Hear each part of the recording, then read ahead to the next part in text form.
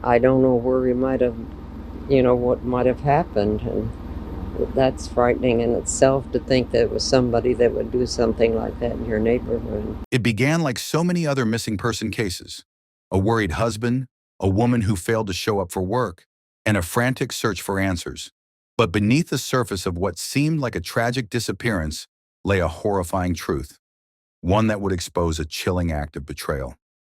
Jennifer Rothwell had everything to live for. She was intelligent, ambitious, and known for her kindness. She had worked hard to build a stable life, both in her career and in her marriage. But more than anything, she was about to embark on one of the most exciting journeys of her life, motherhood. At 6 weeks pregnant, she was filled with joy and anticipation. She had envisioned a future filled with baby showers, nursery preparations, and the warm embrace of a growing family. But Jennifer would never get to see that future. When investigators searched the home she shared with her husband, Beau Rothwell, they discovered something that made their blood run cold. Hidden among everyday household items was a handwritten pros and cons list, a list that, at first glance, seemed harmless. But as detectives read through its contents, they realized they had just uncovered something deeply disturbing. This was not an ordinary list of tasks or decisions. It was Beau's cold, calculated assessment of whether his wife and their unborn child should continue to be a part of his life. This case is not just about a disappearance or a tragic accident. It is about a chilling deception, a husband who hid his darkest intentions behind a mask of normalcy, and a betrayal so heinous that it shattered an entire family. This is the tragic case of Jennifer Rothwell. Born on November 20th, 1990 in Overland Park, Kansas, Jennifer Rothwell grew up in a loving and supportive family. She was raised by her parents, Robin and Mark von Hausen, alongside her siblings, William and Marissa. Jennifer was the type of person who left a lasting impact on everyone she met. Described as kind, intelligent, and full of life, she had an infectious energy that made her easy to be around. Jennifer was academically gifted, excelling in school from an early age.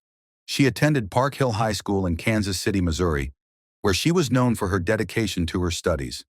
Her passion for learning led her to pursue a degree in chemical engineering at the University of Missouri, a field that required both intellect and perseverance. During her time at the university, Jennifer's life took a significant turn when she met Beau Rothwell. They were both chemical engineering students and were initially paired as lab partners in 2013. What started as an academic collaboration soon blossomed into a romantic relationship. Their bond grew quickly, and within 2 years, Beau proposed.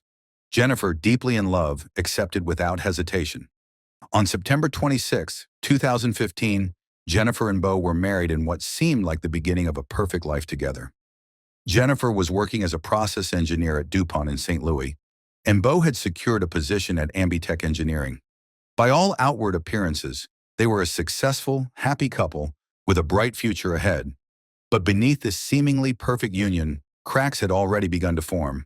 Cracks that Jennifer had no idea would soon bring her life to a violent and tragic end. On November 12, 2019, Jennifer failed to show up for work. This was completely out of character for her. She was reliable, punctual, and dedicated to her job. When her coworkers couldn't reach her, concern quickly grew. At home, Beau Rothwell reported his wife missing, claiming that he had last seen her the previous night. According to him, everything had been normal. Jennifer had spent the evening watching television before going to bed. But now she was gone without a trace. Beau insisted that he had no idea what had happened to her. Later that day, authorities discovered Jennifer's car abandoned a few miles away. Her phone was still inside, but Jennifer was nowhere to be found. This discovery raised immediate red flags. Jennifer, who was pregnant and always cautious, would not have willingly left her phone behind. And if she had left voluntarily, why hadn't she taken her car? While Beau went on social media, posting emotional pleas for Jennifer's safe return, investigators began analyzing his behavior. Something didn't sit right. His reactions seemed rehearsed. His concern felt forced. And when detectives requested permission to search his home, Beau refused and immediately hired a lawyer, a move that sent alarm bells ringing. With a search warrant in hand, detectives entered the Rothwell home, and what they found inside was nothing short of horrifying. In the basement, the carpet was soaked with bleach. The smell was overwhelming, almost suffocating. A fan was blowing at full speed, aimed directly at a section of the floor, as if someone had been desperately trying to dry something. The windows were wide open, despite the freezing temperatures outside. But the most chilling discovery was a large hole in the basement wall, as if something or someone had been violently smashed against it. Forensic testing revealed what detectives had already suspected. The stains on the basement carpet were blood. DNA tests later confirmed that it belonged to Jennifer. At that moment, the case shifted from a missing person investigation to something far more sinister. The most damning evidence, however, was a handwritten note found among Beau's belongings. It was a pros and cons list, a chilling analysis of whether he should leave Jennifer. Among the pros were things like a fresh start, better intimacy, and more respect. On the cons list, he had written disappointing family, financial strain, and having to move. Jennifer herself was nowhere on the list. As investigators pieced together the final days of Jennifer Rothwell's life, they uncovered a devastating truth. Beau had been living a double life. While Jennifer believed she was in a loving and committed marriage, Beau had been carrying on a secret affair. Phone records, deleted text messages, and online activity revealed that Beau had been involved with another woman for a significant period. Although the identity of his mistress was never publicly disclosed, their conversations made one thing clear. This was not just a meaningless fling. Their relationship was deep, ongoing, and full of discussions about a future together, one that did not include Jennifer. When Jennifer discovered she was pregnant in 2019, she was overjoyed. Having struggled with endometriosis, she and Beau had faced difficulties conceiving, and this pregnancy was something she had longed for. But for Beau, the news did not bring happiness. It sent him into a spiral of panic and resentment. Instead of sharing in his wife's excitement, he turned to his mistress, confiding in her about his distress. In one of their text exchanges, he expressed regret, frustration, and desperation over the pregnancy. Writing, "I feel trapped. Jennifer took a pregnancy test and it came back positive. Believe me, this is not what I want." His words lacked any trace of joy or support, and instead, they revealed the cold reality that Jennifer had no idea she was facing. Her own husband did not want the child she was carrying. Beau didn't just express disappointment, he began planning. In a shocking exchange with his mistress, he laid out 3 possible solutions to his situation. First, he could end the affair and stay with Jennifer, pretending as if nothing had happened. Second, he could confess to Jennifer about the affair and seek a divorce. And then there was the third option, wait and see if something happens to the pregnancy. The vagueness of that last statement was chilling. It suggested that Beau was hoping for a miscarriage, or even more disturbingly, was already contemplating a darker, more permanent solution. While Beau was texting his mistress, Jennifer was unknowingly reaching out for help in the only way she knew how. Investigators discovered that she had been searching the internet for advice on dealing with her husband's reaction to her pregnancy. She had typed out heartbreaking questions. What to do if your husband is upset that you're pregnant? And why would a husband not want a baby? These searches painted the tragic picture of a woman who could sense something was wrong, but did not yet realize just how much danger she was in. To Beau, Jennifer and the baby had become inconveniences standing in the way of his future with another woman. He could have chosen divorce. He could have walked away. But instead, he chose murder. As the search for Jennifer stretched into its 6th day, hope began to dwindle. Investigators, family members, and volunteers scoured the area, desperate for any sign of her. Her parents, Robin and Mark von Hausen, were beside themselves with worry, fearing the worst but holding on to the small chance that their daughter might still be alive. Meanwhile, Beau Rothwell, the man who had publicly begged for Jennifer's safe return, was now the prime suspect in her disappearance. His refusal to cooperate with police, his purchase of cleaning supplies before Jennifer went missing, and the disturbing pros and cons list all pointed to the grim reality that Jennifer had not simply vanished. Something terrible had happened to her. On November 18, 2019, investigators made a heartbreaking discovery. Off Highway 61 near Troy, Missouri, nearly 45 miles from the Rothwell home, search teams found a naked body covered in leaves and twigs. A plastic bag had been placed over the victim's head, as if someone had tried to suffocate her or obscure her identity. The body was positioned in a fetal position, vulnerable and abandoned, left to decay in the cold. The forensic team quickly transported the remains for identification, and the following morning, the devastating confirmation came. It was Jennifer Rothwell. She had been murdered in the most brutal way imaginable, her life snuffed out before she ever had the chance to experience motherhood. But the horror did not end there. The autopsy revealed a deeply disturbing detail. Jennifer had been beaten to death, suffering severe blunt force trauma to the head. The force of the blows was so extreme that medical examiners compared her injuries to those sustained in a high-speed car crash. The weapon used in the attack was determined to be a mallet, a heavy, blunt object capable of inflicting the kind of gruesome, crushing injuries that Jennifer had suffered. Investigators believed that Jennifer had been attacked in the basement of her own home, where the bleach-soaked carpet and gaping hole in the wall painted a terrifying picture of her final moments. It was there, in the place she was supposed to feel safest, that she had been ambushed, beaten mercilessly, and left to die. Even more tragic was the fact that Jennifer's unborn child had died with her. At just 6 weeks pregnant, she had been carrying a new life inside of her, a baby she had longed for and cherished. That life was also stolen in the most cold-blooded way, never getting the chance to take a first breath. The paternity test conducted later confirmed what Jennifer had never doubted. The baby was Beau's. This revelation destroyed the defense's later claim that Jennifer had provoked the attack by telling Beau that the baby wasn't his. The truth was simple. Beau never wanted the baby, and he never wanted Jennifer. When news of Jennifer's murder broke, the grief was unimaginable. Her parents, who had held on to hope that their daughter might return home, were shattered. Friends and loved ones, who had known Jennifer as the bright, kind, and joyful person she was, struggled to come to terms with the senseless violence that had ended her life. The community that had rallied to find Jennifer was now mourning her. She had been killed by the very man who had vowed to love and protect her.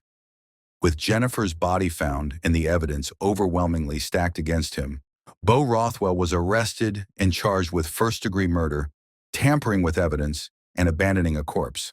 The man who had pretended to be a worried husband, who had participated in search efforts and posted on social media pleading for help, had known all along exactly where Jennifer was, because he was the one who put her there. As the details of Jennifer Rothwell's murder came to light, the case against Beau Rothwell became overwhelmingly clear. He had carefully planned out his actions, taken deliberate steps to cover up his crime, and feigned concern in an attempt to deceive the public. But now his mask was about to come off in front of a courtroom filled with people seeking justice for Jennifer. Beau's trial began in April 2022, nearly 3 years after Jennifer's murder. The prosecution built a strong and undeniable case against him, presenting the jury with damning evidence that his actions were premeditated.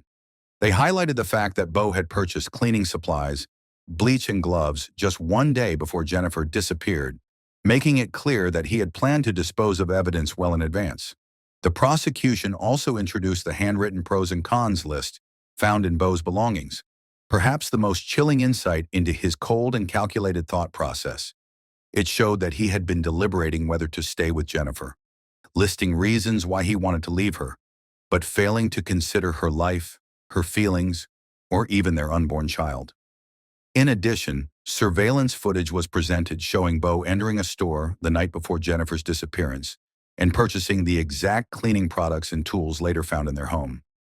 This was further supported by the forensic evidence collected from their house, where police had discovered bloodstains, bleach-soaked carpet, and a hole in the basement wall. Every piece of evidence reinforced the prosecution's argument that Beau had not acted in the heat of the moment, but had carefully orchestrated the murder. Despite this overwhelming evidence, the defense attempted to argue that the killing was not premeditated. They claimed that Beau had confessed to Jennifer about his affair on the night of November 11th, which led to a heated argument between them. According to their version of events, Jennifer had allegedly provoked Beau by telling him that the baby was not his, causing him to snap in a fit of rage and attack her with a mallet. The defense tried to paint Beau as a man who had made a terrible mistake in the heat of passion, not a cold-blooded killer. However, this argument completely fell apart when the prosecution presented Jennifer's online search history. Just days before her murder, she had been searching for advice on how to handle a husband who was unhappy about a pregnancy. If Jennifer had truly been unfaithful, why would she be so concerned about her husband's reaction to the pregnancy? The paternity test results also debunked the defense's claims. Jennifer's baby was indeed Beau's, meaning his entire excuse for the attack was built on a blatant lie. Throughout the trial, Beau remained mostly emotionless, only breaking down in select moments, such as when his own text messages were read aloud. His attempts to cry in front of the jury felt hollow and insincere, especially when contrasted with the devastating testimonies from Jennifer's family. Her mother, Robin, spoke about the unbearable loss of her daughter and unborn grandchild, painting a heartbreaking picture of a family forever shattered by Beau's selfish actions. After weeks of deliberation, the jury reached a unanimous verdict. On April 28, 2022, Beau Rothwell was found guilty of first-degree murder, tampering with evidence, and abandoning a corpse. His conviction meant that he would not be eligible for parole, ensuring that he would spend the rest of his life behind bars. On July 8, 2022, Beau appeared in court for his sentencing. He was given a life sentence without the possibility of parole for Jennifer's murder, plus 4 additional years for tampering with evidence and abandoning her body, sentences that would be served concurrently. Before he was taken away, Beau addressed Jennifer's family, offering a weak and shallow apology. He claimed that he thought about Jennifer every day and that she was his best friend. His words rang hollow in the courtroom. Best friends don't betray, cheat, and kill. Best friends don't weigh their partner's lives on a pros and cons list and choose murder as a way out. Jennifer's family remained strong, but their grief was immeasurable. Her mother, Robin, later stated, "We thought we would have more than 28 years with her. Gone are the moments of joy with friends and relatives." A lot of my friends, they're like, "What are you doing?" And things like that. You didn't know her. And I don't look or feel it like that. I care. And a lot of people do. I know a lot of people do, but we're not all the same. We don't express it the same way. Jennifer's life had been stolen in the most brutal and heartless way possible, and no prison sentence would ever bring her back. Although justice had been served, Jennifer's story remains a tragic reminder of the darkest sides of human nature. A woman full of love and kindness, excited to be a mother, had been betrayed and murdered by the person she trusted the most. Jennifer Rothwell had so much to look forward to.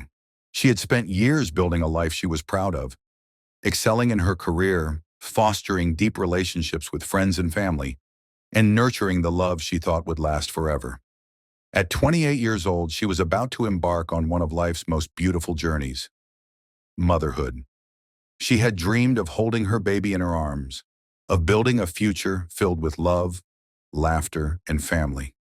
But in a single moment of cruelty, all of that was stolen from her. She had no idea that the man she had chosen to spend her life with, the man she trusted, the man she loved, was capable of such betrayal. While she was excitedly planning for their child's future, Beau Rothwell was calculating how to erase her from his own. Jennifer's pregnancy should have been a moment of joy, a time for celebration, but instead, it became the very thing that sealed her fate. Her murder was brutal, senseless, and unforgivable. She was attacked in the home she had built with her husband, in a place she should have been safe. She wasn't given a chance to fight, to run, to plead for her life. Instead, she was beaten so violently that forensic experts compared her injuries to those of a high-speed car accident. She had suffered at the hands of someone who was supposed to protect her. Her unborn child, whose life had just begun, never got the chance to take a first breath, to feel the warmth of a mother's embrace, to grow up in the world Jennifer had dreamed of creating. In an instant, 2 innocent lives were extinguished, not because of an accident, not because of a tragic twist of fate, but because of selfishness, cruelty, and a complete lack of remorse. For Jennifer's parents, the pain of losing their daughter is something they will carry for the rest of their lives. They were robbed of seeing her grow old, of watching her experience the joys of motherhood, of hearing her laugh, of celebrating holidays and milestones together. No parent should ever have to bury their child, let alone in such a violent and heart-wrenching way. Her mother, Robin, later expressed the family's devastation in a statement. "We thought we would have more than 28 years with her. Gone are the moments of joy with friends and relatives." Jennifer's story is not just about one tragic murder.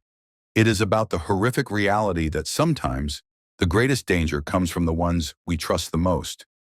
It is about the warning signs that go unnoticed, the secret lives people hide behind smiles, and the unimaginable betrayal that can come from the closest of relationships. This case serves as a chilling reminder that true evil does not always appear in the form of a stranger in the night. Sometimes it sleeps beside you. May Jennifer and her unborn baby rest in peace. May her story continue to remind us to protect, believe, and support those who may be in danger, even when the threat is the one standing closest to them. If you found Jennifer's story heartbreaking and important, please consider liking this video to help spread awareness about domestic violence and the dangers that often go unnoticed. Every interaction helps ensure that more people hear Jennifer's story, keeping her memory alive and preventing tragedies like this from happening again. If you haven't already, subscribe to the channel for more in-depth true crime cases that bring justice and awareness to victims who deserve to be remembered. Turn on the notification bell so you never miss an update, and join our community in advocating for truth, justice, and safety for all. Your support helps keep stories like Jennifer's alive, ensuring that victims are never forgotten, that their stories are told, and that justice is always pursued. Thank you for watching, for remembering Jennifer, and for standing up for those who no longer have a voice. Until next time, stay safe.